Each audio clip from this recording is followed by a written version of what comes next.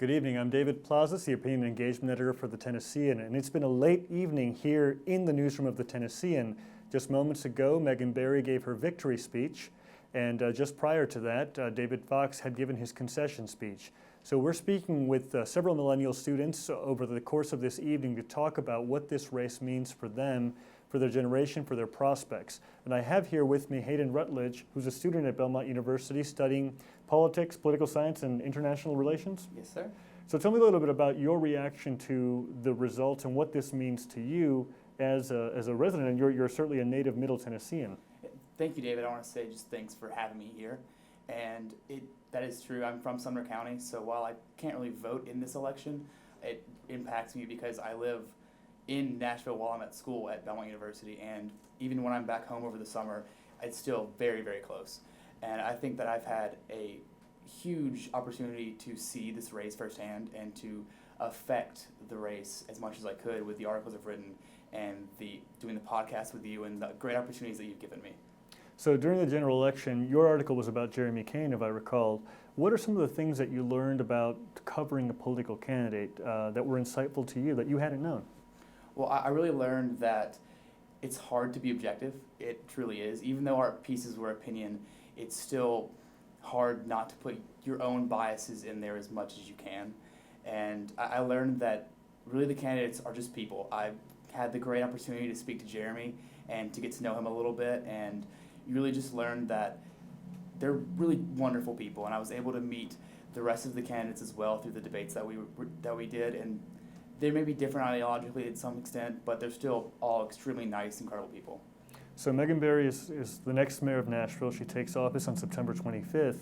For you, what would be your measure of success for Mayor-elect Barry, over these next 4 years? I think it's really going to come down to how well she handles the transportation issue, the affordable housing issue, and how well she can work with education in Nashville. She, of course, doesn't have a true hand in deciding education policy as much, but she does work closely with the school board, and I think that will be a big issue for deciding how successful she is in her office, because lots of Nashvillians, especially millennials, care about the public transportation, the affordable housing, and education. I mean, there are lots of people in Nashville planning to have kids, and a big issue is education in Nashville.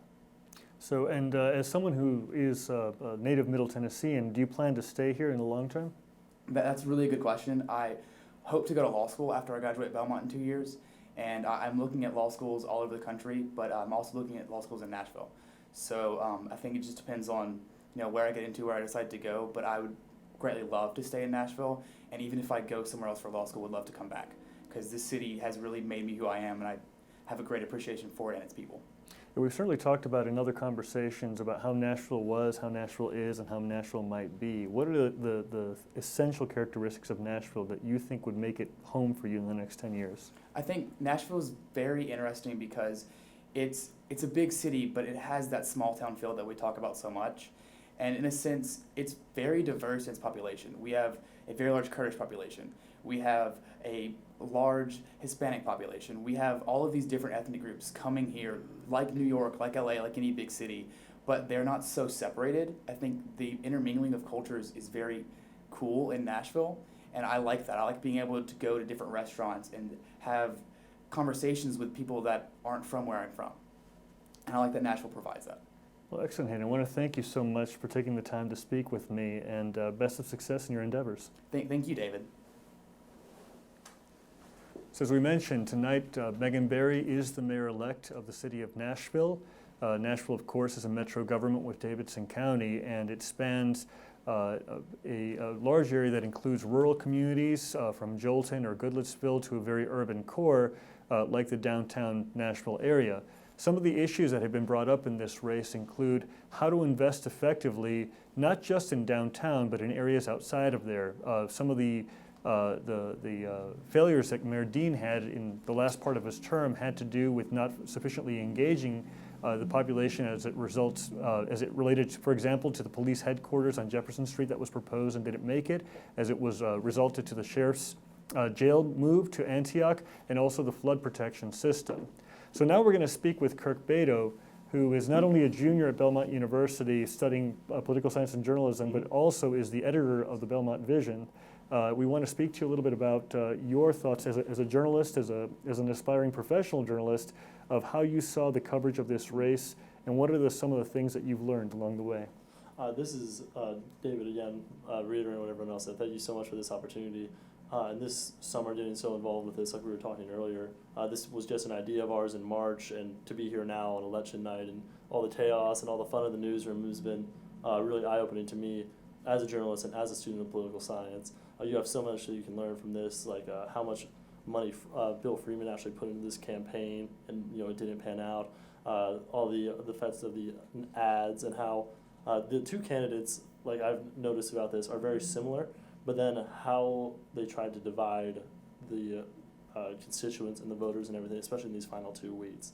So there's so much I can learn from this, and there's so much that I can take away from this. It's been really special. Now, during the general election, you had covered Linda Eskin-Rebrovic. Mm-hmm. Tell me a little about the process of writing about her and learning about this candidate.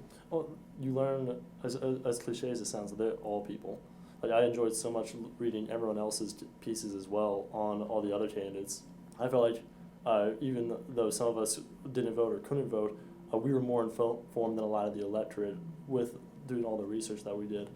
And like one of the things that I really appreciated, like Hayden did, was getting to meet the candidates actually and talk to them. I was Linda's handler at one of the debates, and we actually got to talk about one of our favorite spots in the city, Percy Warner, because she likes to go there for walks, and I'm a very avid runner, so I got to talk to her about and appreciate that slice of the city with her. It's just really interesting to hear everyone's perspective about the city and how they're all just generally good people who want the best for the city. So we couldn't lose whoever was in this runoff or whoever wins. Now, when you graduate, do you plan to stay in Nashville, and what does the future look for you? I really just want to explore my opportunities, and Nashville is definitely somewhere. If I don't stay here after I graduate, it's definitely somewhere I want to look to come back to.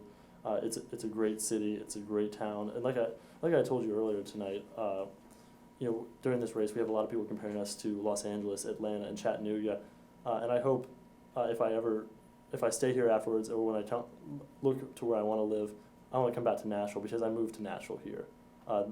Nashville has a very distinct flavor, a very distinct city, and I want to come back to that. I really, really enjoyed my time here so far.